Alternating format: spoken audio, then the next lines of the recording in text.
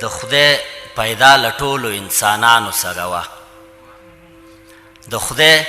پیدا له ټولو انسانانو سره وه باغوان نه وم خو مینه مې ګلانو سره وه غوټۍ ځکه ګل نه شوه چې په کلکه باندې و کرلی مې یو ګل د ژوند په ځمکه باندې و او د حد نه مې هم زیاته بلا مینه ورته ورکړه د اوبو پر ځای مې خدای شته د زړه وینه ورته ورکړه د حد نه مې هم زیاته بلا مینه ورته ورکړه د اوبو پر ځای مې خدای شته د زړه وینه ورته ورکړه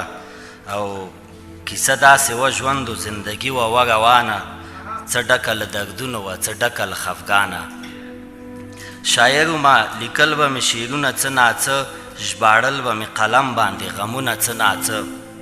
د ژوند په دایره کې یو څو خلکو پیژندلم په نوم د یو شاعر یې رسنیو کې لیدلم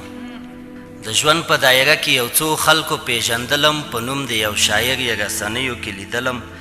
د فقر او غربت کیسه زما و هغه وخت زما د شعري ټولګې انتها و هغه وخت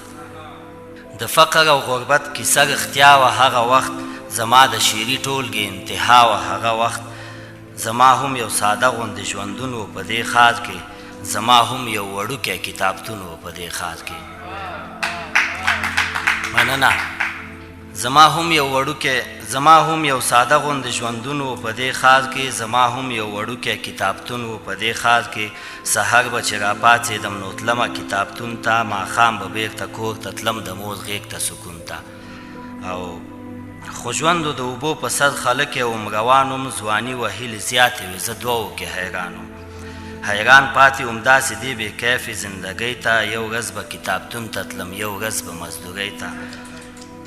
زما ډېره بې خونده او بې کسه زندګي وه والله چې ډېره سخته وه بې وسه زندګي وه نه کېده نه ونه شوه په دومره بې وسۍ کې ارمان مې د شعري ټولګې د چاپو زندګۍ کې نه کېده نه ونه شوه په دومره بې وسۍ کې ارمان مې د شعري ټولګې د چاپو زندګۍ کې زما د زړګي وینه ورته سمه بهېده زمونږ کچه کوټه وه چې مدام به څڅېده یو زوړ غوندې صندوق کې مې وایښې په کوټه کې ما چاپ ته راټول کړي وه شعرونه کتابچه کې په زړه مې د کتاب د چاپ ارمان ورېده یوه شپه ښه په شړق باندې باران ورېده زما به وه قسمت کې د بل چا کره هغه شپه زه تللی وم د مور سره ماما کره هغه شپه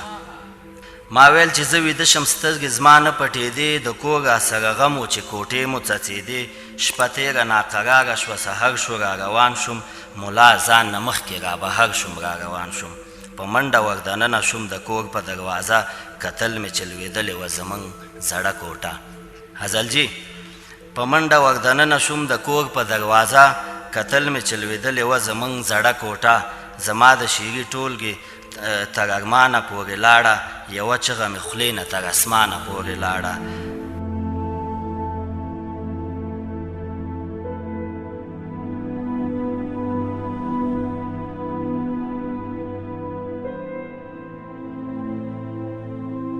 حیران وم څنګه لرې کړم دا باغه د کوټې تنها مې ځان ته لرې کړله خاوره د کوټې اول د زوړ صندوق په لورې لاړمه په منډه کتل مې په اوبو کې وه زما د غزل څنډه